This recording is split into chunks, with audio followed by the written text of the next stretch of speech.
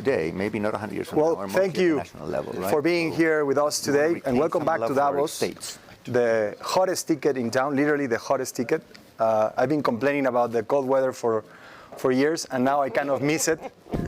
Coming from Miami feels like home here in the Alps, but in all seriousness, thank you so much for joining us. We have an incredible panel today to talk about Latin America, and I know you hear that from every moderator, but it is true. We have an amazing lineup today, and I'm going to start with Arantxa González Laya, the former Minister of Foreign Relations and European Union for the government of Spain, and now the Dean of the Paris School of Foreign Studies at Sciences Pro. It's a pleasure to see you. Bienvenida, Arantxa. Gracias. Moisés Naim, author, journalist, a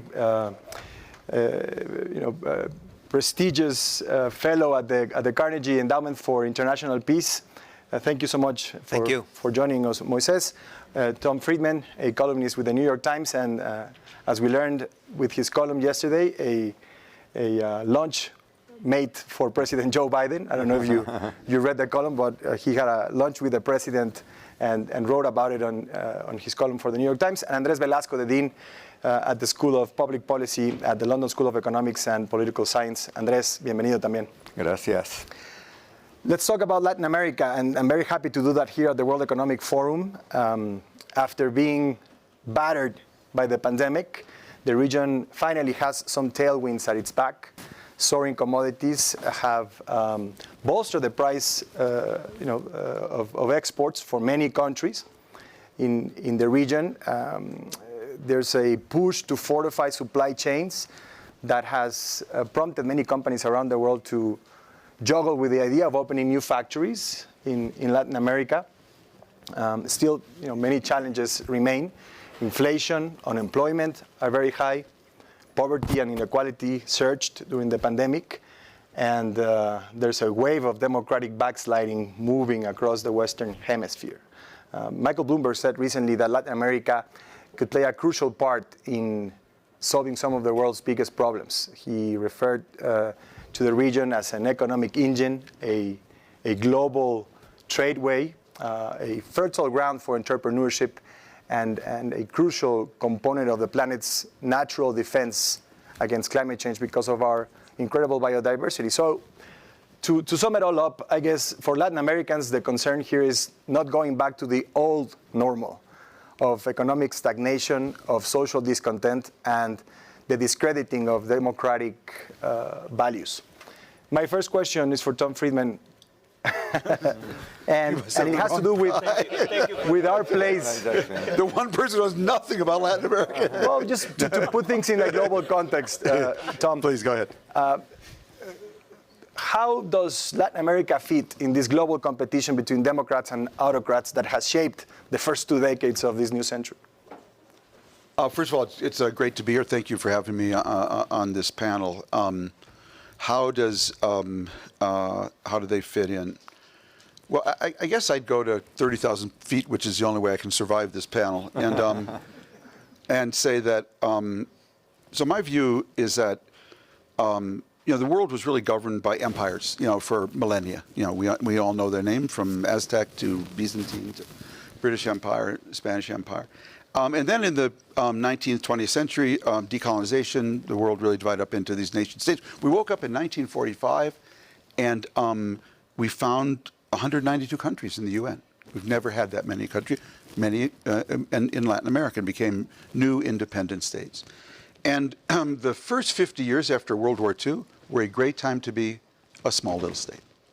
There are two superpowers out there competing for your affection, throwing money at you, giving you wheat, building your army. If you were Syria, you could lose 3 wars to Israel, 1, 2, 3, and get your army rebuilt for free all 3 times. And they would educate your kids at Patrice Lumumba University in Moscow or the University of Texas. Okay. Number 2, populations were really small, the population growth hadn't exploded. Number 3, climate change was very moderate. Number 4, no one had one of these to compare themselves with the village next door, let alone the leader next door. And lastly, China was not in the World Trade Organization, so everybody could be in the low-wage textile business. My argument is that all of that flipped in the early 21st century. Now, no superpower wants to touch you because all they win is a bill. Oh, no, no. Ask the Afghans, okay? Number two, populations have exploded. Iran population, 1979, 40 million. Today, 85 million. I can't imagine what Mexico City is or Sao Paulo, but I think the same phenomena applied. Number three, climate change is now hammering, really stressing these countries. Number four, everyone has one of these. In fact, two-thirds of the world now has a smartphone. And mine, oh, what's that there? Mine has a human trafficking app on it. In case I decided I'd actually like to go to Austin without a visa, or to Paris or somewhere else. And lastly, China's in the World Trade Organization, so nobody can be in the textile business. I was in Egypt for Tahrir Square. I was gone from my wife for three weeks. After 3 weeks, I came home. I went to the airport Treasures of Egypt souvenir shop. Buy my little honey, something to remind her where her honey was. And what do they have here? Pyramids, ashtrays? No, my honey doesn't smoke. Sphinx, bookends. We have bookends. What's this? It's a stuffed camel, and if you squeezed its hump, it honked. And my honey didn't have a honking, humped camel. And so I picked it up, went to the cash register, turned it over. What did it say on the bottom? Say it with me now. Made in China. Yeah, you're the lowest wage country in the Eastern Mediterranean. There's now a country half a world away can make your honking, humped camel cheaper than you can, ship it and sell it for a profit. So what's happened is that all these countries are being stressed. Just as it's hard to be an average worker anymore, it's hard to be an average country anymore. And the most stressed countries are beginning to fracture and hemorrhage their people. And we see this in Guatemala, Honduras, and El Salvador. They get on the road. And of course, from the Sahel and North Africa and the Middle East. And they move north with that human trafficking app, of which you can get now. Okay? So to me, it's just harder to be a state now, just as it's harder to be a worker. And if you have a bad leader, but you had a bad leader in the past, you got 5 miles off course, the world was slower. Well, the pain of getting back on course, it was not that great. When the world's moving this fast now, you get off course. It's like a pilot in a 747 who just mixes up two numbers. You're 100 miles off course. The pain of getting back, of suffering from a bad leader in this kind of world is really, really enormous. Tom mentioned this device, and I think of 3 Ps and your book, Moises: power, polarization, and post-truth. This device has brought knowledge and information, but also a lot of post-truth and a lot of polarization. Talk a little bit about not just the book, but the idea behind those 3 Ps. What book is that? Did you write a book, myself? The latest one. What's the name of it? I didn't remember. Tom Friedman's remembers. And if you can also, what can the world learn from Latin America's experience with populism, both from the left and the right, Moises, especially now that Europe and the US are experiencing with autocratic populist movements? In the list that Tom Friedman gave us about what happened in the world in the last 2 decades, or more specific in the last decade, he didn't mention one word that happened that matters very much, and that is democracy. In 2011, 2010, something like 47% of humanity lived in countries that had autocratic regimes in 2010. In 2020, the number is 70%. So 70% of humanity lives in regimes with an autocratic government. And we saw, the other change that we saw in that decade is the 3P leaders. These are stealthily autocratic leaders that mask as democratic. They typically arrive to power with some kind of elections. In some cases are fair and free and verifiable. Others are a little bit of a sham, but they get there through something that looks like an election. And the first thing they do is that they undermine democracy from the inside. They start making decisions that weaken checks and balances, that take away term limits, that generate all kind of concentrations of power. and very often through means that are not seen by the naked eye. You need to be an expert. You need to be awake at 10 o'clock at night on Fridays, where a decree comes out, and in fact is a decree that concentrates power. Or they change the Constitution. It is now very common to change the Constitution. We're lucky to have Andrés Velasco, who can update us about the Chilean process with the changing the Constitution. So this president that came of age and that are now prevalent around the world are the 3 P leaders. They use populism, polarization, and post-truth. These are all concepts, except that now they are combined in ways that are very modern, that they're very different.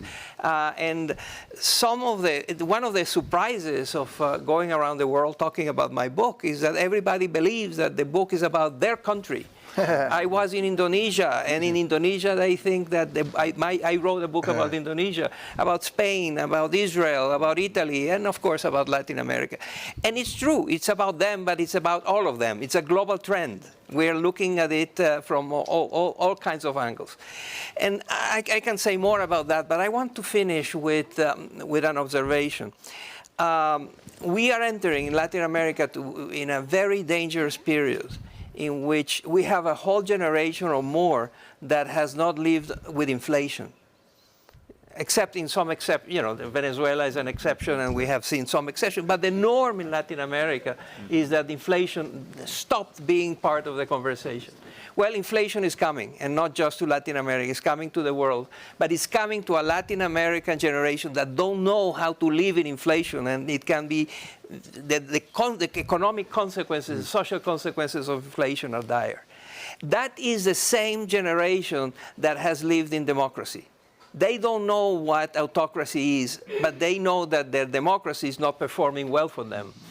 Democracy is underperforming in Latin America, and they have all these promises of these authoritarian regimes that are going to solve it. So combine high inflation with high disappointment with democracy, and you have nasty politics and nasty economics combining in ways that are going to make it very hard for our region to satisfy the requirements of integrating to the world that Tom Friedman gave us. So we have a global historical context. We have a diagnosis of the moment Latin America is going through, Arantxa. And it was mentioned that there have been competing superpowers in the region in the past, but there's still competing superpowers in the region today. Most of the continent has now chosen China as a main trade partner. Economic relations are intensifying between Latin America and China, and not just trade and economics, also cultural and political relationships are intense. How do you see the region, and how do you see that dynamic shaping the region in the next decade? Well, I start from Tom's advice that it's difficult to be an average country, and it's difficult to be a good leader these days in an average country. Granted, that's the description of the problem. The question is, what do you do about it? If I look at the international scene, I see a total absence of Latin American leadership. Latin America has disappeared from the radar. And Latin America should not disappear from the radar, because there are big issues there that are going to hit them, actually are already hitting them. Let me mention 3. First, the geopolitical fight between the US and China risks fragmenting the world. And if you are an average country, a fragmented world is no good world for you. And the prospect that fragmentation can advance is high. So you better watch out that this fragmentation doesn't happen. The second thing that an average country, say in Latin America, but I could also speak about the same difficulty in other latitudes or longitudes, is that the Russian aggression on Ukraine shows the problem that unilateralism can cause on average countries. So the difficulties that average countries will face with unilateral action, whether it's on the political or geopolitical, or whether it is on the trade scene. And let's remember that Latin America, last time I checked, is pretty dependent on international markets, on open international markets. And the third thing that if I were an average Latin American leader I would worry about is the fight against climate change. If we do not do this in a cooperative manner, countries are going to do it alone. And again, alone means extra costs for the countries in Latin America that want to be part of the global economy. So all roads in Latin America lead to being more active on the multilateral scene. Not because this is good for the multilateral system, which it is, but because this is an essential component to bring a bit of stability to Latin America that, faces lots of challenges. Frankly, these are not different from the challenges that countries face in other latitudes. But they have to care much more about showing international leadership, including in international trade. Yeah, you see more and more isolation in many Latin American countries, starting with, unfortunately, my own, in the case of Mexico. Andres, let's talk about the democratic backsliding in the region. Of course, it's not exclusive to Latin America, but it's spreading through the continent.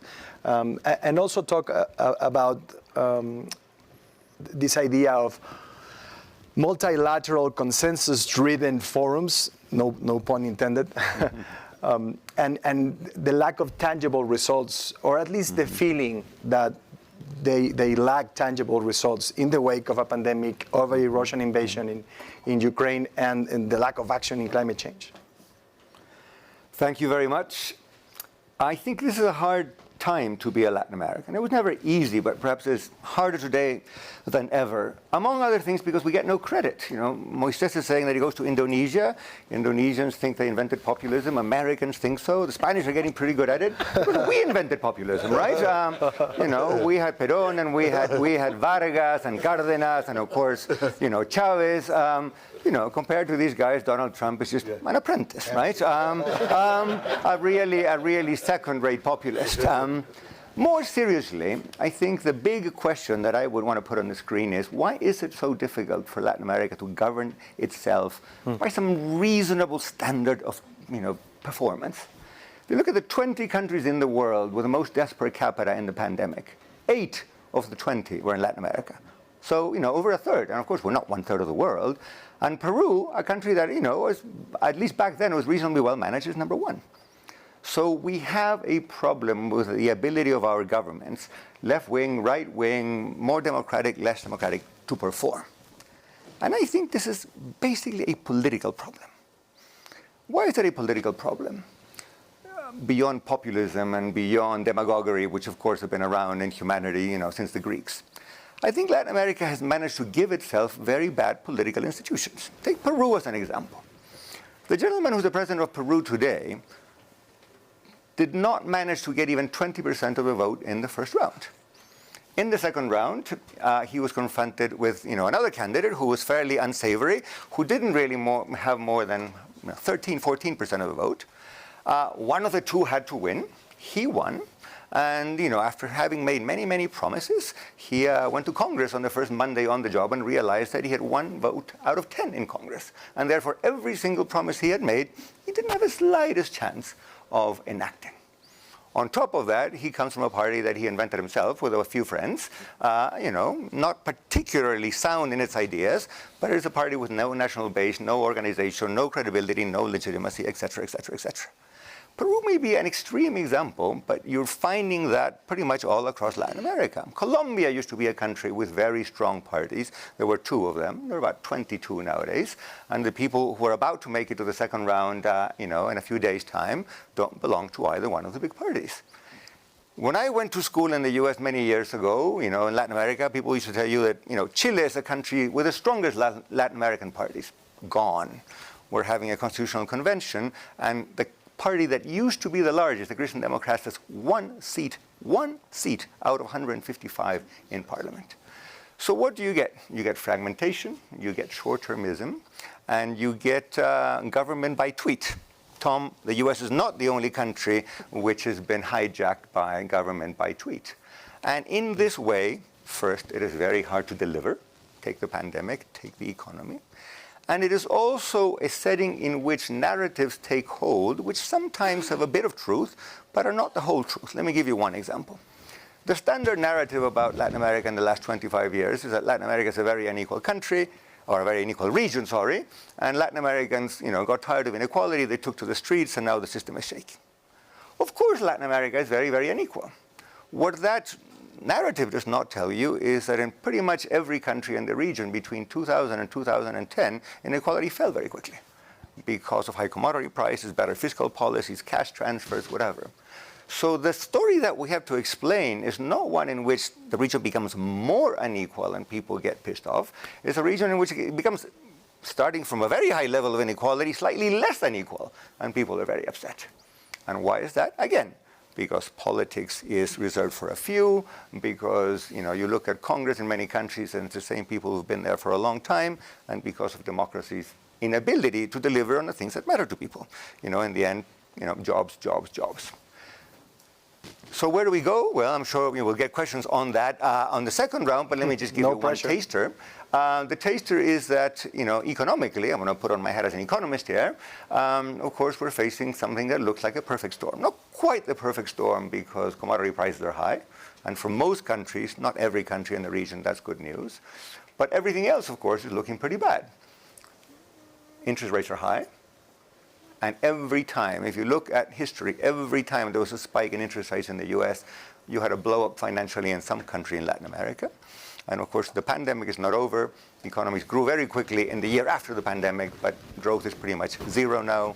Political instability means low investment. Prospects for growth are dim. Not a pretty picture, but I'm sure we'll talk about that in succeeding rounds. Absolutely. And I promised that we had a great panel, and they say simplicity is an art form, and in 20 minutes we were able, I think, to paint a very comprehensive picture of what's happening in the Can we go now? In the region. So now we can just go grab a drink and yeah. No, but Moises, I want to talk a lot about what's ahead for the region. We I think did a good job of painting a picture of what's happening right now, but I want to talk about what's ahead and also about the opportunities. When Michael Bloomberg called Latin America a fertile ground for entrepreneurship, I think there's a lot to explore in that concept. Arantxa, I first want to start by this idea of the dominant narratives, which I think it's fascinating, right? Sometimes we limit ourselves on repeating and perpetuating those dominant narratives around the region. What are people getting wrong about Latin America besides what you say, this lack of global leadership? What else are people getting wrong about Latin America today? No, I think there is a lot of homegrown, for a start, there are incredible amounts of unicorns in Latin America. Mm-hmm. There is innovation, there is technology uptake, there is modernization of the economy. But that's only the part that we don't necessarily see a lot, maybe because, the French say to live happy, live hidden. Maybe that's not that visible. And what we see is the politics. Now, I want to build on something that Moises was saying about democracies. Democracies are legitimacy, but democracies is also about results, efficiency. And if we paint democracies only as legitimacy without looking at the efficiency, performance, then we've got a problem. We need to put the two together. What we know is that there is plenty of entrepreneurs in Latin America that are innovating, that are inventing, that they are creating, and they are making the economy work. So maybe with a bit of doses of reforms, we can make it a bit bigger. Yeah. Tom Friedman, talk about the role the U.S. is or should be playing in the region, especially now when it seems that it has lost. It doesn't seem. It has lost the sort of influence it had not too long ago. We have the Summit of the Americas coming up in a couple of weeks, and there's a melodrama around who gets to attend or not. A very Latin American telenovela happening around the Summit of the Americas. Where has U.S. leadership failed recently in the region, and how can we correct the course? Well, the problem is that in the last 5 years, the leaders of three of the biggest countries in the world, the United States, Russia, and China, all tried to make themselves president for life. Mm-hmm. Let me repeat that in case you missed it. And drop the microphone. The leaders of all three of these countries had a president who tried to make himself president for life. That's not exactly the example that that we wanted to set. On a more serious tone, I'm happy to be here. and talk about your problems, but I'm going to talk about my problems now, okay? How much time do you need? Exactly. It's because you asked a very important question, because we hopefully we're going to be a model right now. We are at a point in the United States where the core engine of American democracy, our ability to peacefully and legitimately transfer power, is in doubt. We've seen it challenged in the last in 2 elections since 2000, but the first time, Gore v. Bush, Al Gore said, "The Supreme Court has spoken. I'm standing down." And in the last election, principled Republicans, a majority of them, who either were governors or election officials, said, "No, Joe Biden won the most votes." You absolutely would be making the worst mistake in the world to assume that either of those things will happen in 2024. The Republican Party is not whispering that there was a big lie, the election was stolen. They are running on that position. They're running on that. And there is a high probability that we will have a contested election, and our ability to peacefully and stably transfer power for the first time since 1776 will not happen. And that's all I'm thinking about right now. I think it's the most important story in the world, because I do have a expansive view of America. I think we are a really important model for people. And if we go dark, it's going to be a justification and invitation for every leader in Latin America to do the same, not to mention there, but all over the world. So we are on the edge of breaking something in America, something really, really big. And leaders are, as I said in my column, yesterday, Republicans are going there. They're going there. Kevin McCarthy is the wants to be Speaker of the House. That is third in line for the presidency. It's President, Vice President, God forbid anything happens to them, the Speaker, he would be President of the United States. Kevin McCarthy, this month, 3 weeks ago, was caught lying about telling the truth. Who in your life have you ever met? Do you know anyone in your whole experience who lied about telling the truth? He said on the evening of January 6th to his party, Donald Trump must be impeached, and I'm going to the White House to tell him that. That was exposed in a book, and he said, I never said that. He just didn't know we had the tape. He lied about telling the truth. Do you realize what aberrant behavior that is? And the effect was a one-day story. So we know that he knows that we know that he knows that he doesn't believe a word coming out of his mouth, and they do it unabashed, without embarrassment. So, y'all, I'm really worried about you. I wish y'all well, but we have so much bigger a problem, and as a result, you have so much bigger a problem, given what's going on in America. Moises, I want to give you a chance to react to that. Did January 6th change Latin America forever too? Well, no, I just want to say that the United States is going to be an example of that we will see in Latin America, where you have elections. It's no longer between two candidates, A and B, and each of them has pros and cons. In Latin America, as in the United States, is going to be a choice about regime change. I am deeply convinced that if Donald Trump is elected as the next president of the United States, the political regime of the United States that we have known is going to be altered deeply, profoundly. And I believe that in a lot of Latin American countries that is the case. Elections will mean picking not a president, but a regime. And that is a different game. We have not seen that. We have seen episodes of that, but not in a systematic way like it is now.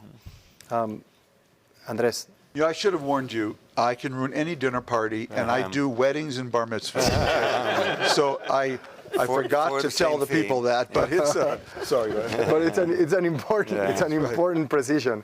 Andres, I saw you also wanted to react to this, so please go ahead.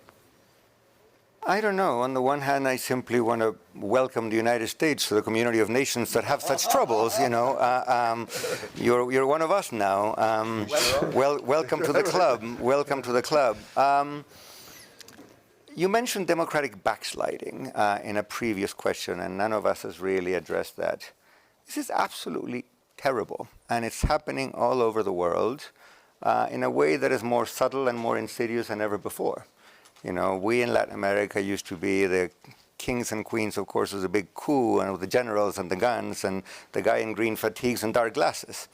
That ain't happening anymore, of course. You know, democratic backsliding today happens. You have a nice, well-meaning, actually, well-meaning is not right, who looks like he's well-meaning, and who, you know, packing the court here and changing the rules there and fiddling with a majority over there, suddenly has maybe not complete power, but close to complete power.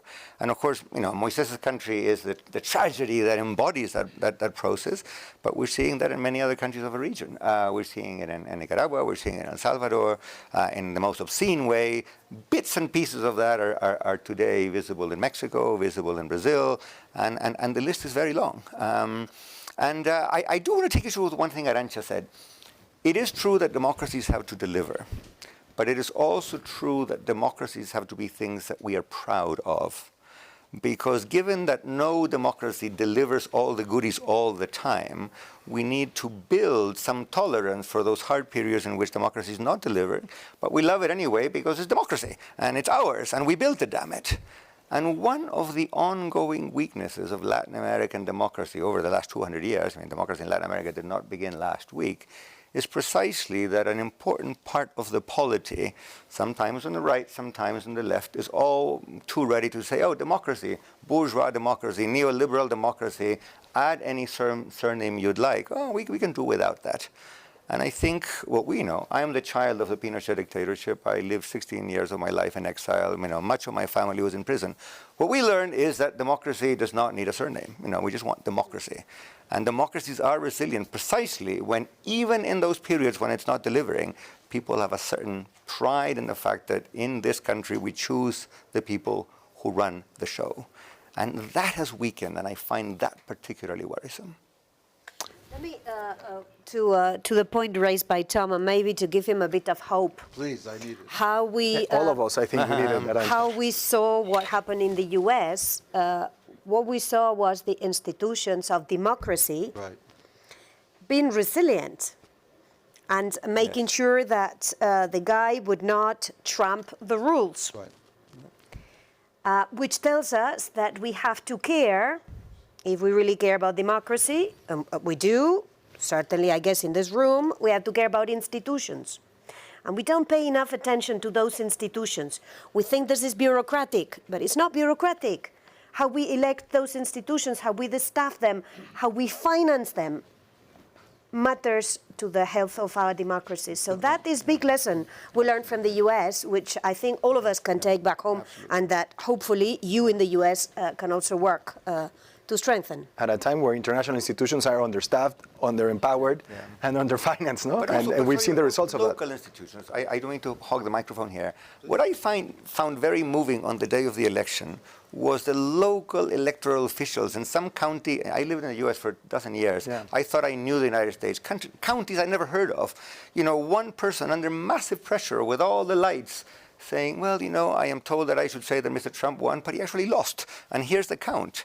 You know, that is the kind of pride and strength of institutions that I think the U.S., and this is the good news, is very far from having lost. We're going to go to the Q&A. Before we do that, Moises, Naim wants to ask you a question. So no, I want to add to the good news and to the surprises. It's very hard to surprise an audience in Davos. You all read The Economist and listen and read to Tom Friedman, so you are well informed. And so surprising you is difficult, but I will try. Which is the country that is the fastest growing country in Latin America? Don't answer, think. Which is the country that is going to have the fastest growth rate in the world in the next 5 years? Guyana. We're talking about Guyana. Right. It's a good audience. 687,000 is the population. economy is $4 billion. They just discovered oil, massive oil. They have, the estimates are $1.1 trillion of reserves, 11 million barrels of low sulfur oil, very attractive. Geographically, very well positioned to trade in oil. Its GDP this year grew 20%, is estimated to grow at 20% forever. Until oil stops being in demand. They aim in 5 years they're going to be pumping 1.2 million barrels per day. And so they're going to be big contributors to climate change and everything else. Right. But they're going to be they're going to provide a test for one of the most interesting and difficult questions for which we have mixed messages. That has to do with the resource curse. The notion that if you are the exporter of a single commodity, your exchange rate gets overvalued, imports are cheap, but domestic production is expensive except in what you specialize in your commodity. So we're going to see, they know that it's very dangerous. They're in very promising territory, but it's very dangerous because they can end up like Venezuela. Venezuela is a victim of the resource curse. And so we have this tiny country that nobody knows much about it, that nobody knows that in terms of the details, that is going to be both the fastest growing country in the region and one that is going to be testing some of our main ideas about the economics and the politics of being a single commodity exporter. Thanks for that, Moises. Let's start with the questions. Some housekeeping items. We have, I think, less than 10 minutes, if I'm right. You can share the conversation on social media using the hashtag WEF22. I'm contractually obligated to say all of that. I'm kidding. Let's start over here. I think we have someone with a mic, and we'll pass it around. If we can keep the questions with a question mark at the end, that'll be peachy. Hey, Roger Wicker, Republican senator from Mississippi. I just say, Tom, I think you're overly pessimistic. I think that county election worker that Mr. Velasco mentioned, is his mindset is going to prevail. But that's not why I'm intervening. I wanted to let you know of a bipartisan initiative by Senator Ben Cardin and me to enhance the OAS, the Organization of American States. And actually, this was legislation that was passed in 2020 and ironically signed by President Donald Trump. It has seemed to me, as a member of the OSCE Parliamentary Assembly over time, that OAS wasn't as effective and certainly wasn't as well known.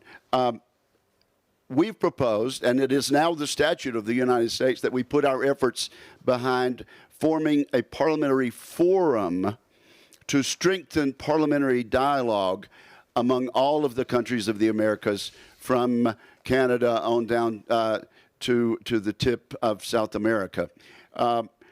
We had Mr. Cardin and I, a Democrat and a Republican, had a nice Zoom meeting with a number of Latin American leaders. What this would do is, we've been asked about American leadership. We've heard about paying more attention to Latin America. Mr. Velasco said he's glad we're one of you. We want to be one of, we parliamentarians for the United States want to be part of an honest-to-goodness parliamentary dialogue that includes members of the majority party, but also legislators from the opposition party. That has not existed. There are some organizations that attempt to do this. I think putting it under the imprimatur of the OAS would enhance it. If anyone from Latin America would like to talk to me about that, I am available, and I'll send you to talk to Ben Cardin too. Thank you for allowing me to intervene. Thank you, Senator. It's great to have the view from Capitol Hill here in Davos. A taste of U.S. politics at the Alps. Tom, I don't know if you want to react to that. I hope the senator is right. The OAS and its role in everything that we've talked about, Moises. Are you a big fan of? Those institutions are as good as the members. And if the members are divided, as is the case now, they cannot even agree on who should come to the Summit of the Americas. So that institution is crucially important. I welcome that initiative. I hope it works. But let's not forget that these multilateral institutions, in effect, are representations of countries, of states. And if those states are deeply divided, as is the case now, the institution will have difficulties performing. Over here, Marcos. And then we'll go here. Marco Julironi from Argentina. First, a very short comment.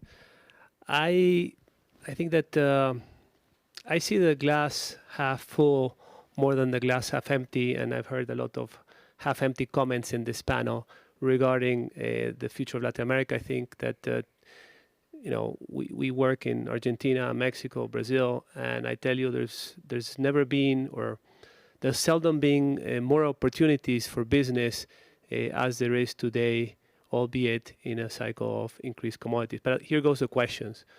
To the panel, whoever wants to answer it, what in your view is an intelligent or would be an intelligent strategy for any country in particular, the region as a whole, with this dichotomy that is being planted upon us on being, friends of China or friends of the US? Because I do strongly believe that no one country in Latin America can forego being a commercial partner to China, or very few countries can forego doing that. But if not all of the countries, most of the countries in Latin America are head fastly in the Western camp. So what would be an intelligence strategy given those two premises? Yeah, I don't think I would very much argue with you that you cannot choose camps in a world where today China is an economy the size of the US. It's like asking you to choose between dad or mom. Mm-hmm. You're going to do that. Yeah. But what you can do is work to strengthen the rules of the game. So you don't choose camps, but you want a multilateral system that shelters you against abuse from any of them, whether it's dad or whether it's mom. That's the winning strategy. Invest in making sure that the rules of the game are clearer, that the mechanisms are at your disposal, and that you are going to limit the temptation of one or the other to abuse you, be it in a nice way or in a nastier way, like we know big guys know to do. In 30 seconds, can I add a couple glass half full thoughts? Absolutely. Because we have been a little too gloomy, maybe. When I was an undergraduate at Yale many years ago, a professor of mine wrote an essay called Latin America in the 1940s. And the point is that he made us, World War II, the Holocaust, terrible things happening in the world. Latin America looked pretty good. A lot of bad things happening elsewhere. Maybe there's a chance that Latin America can look pretty good. Let me just give you two reasons why. We could be big producers of low-cost clean energy. We are a very sunny continent, and we're a very windy continent, and we have, in some countries, not all plenty of water. The crucial bit, of course, is can we export it? And the technology there is called hydrogen. If, in fact, you can put it into hydrogen and ship it, Latin America is poised for yet another commodity boom. Secondly, that thing that we all hate, Zoom. Latin America trained a lot of professionals who don't find jobs at home. They typically don't want to leave, so they're sitting, driving Uber or driving taxis. Today, you can be an architect in Buenos Aires and be designing housing projects in Beijing. You need a Chinese partner to sign the plans at the end, but you can do all the work at home in a lovely suburb of Buenos Aires or Salta or Montevideo, or pick your favorite Latin American city. So there are ways in which technological change is opening up big new opportunities for the region. On that note, I'm going to have to end our discussion because we are right on time. Thank you so much, Andres, Tom, Moises, Arantxa, for your insights and for your time today. And thank you all of you for being here with us today. Thank you.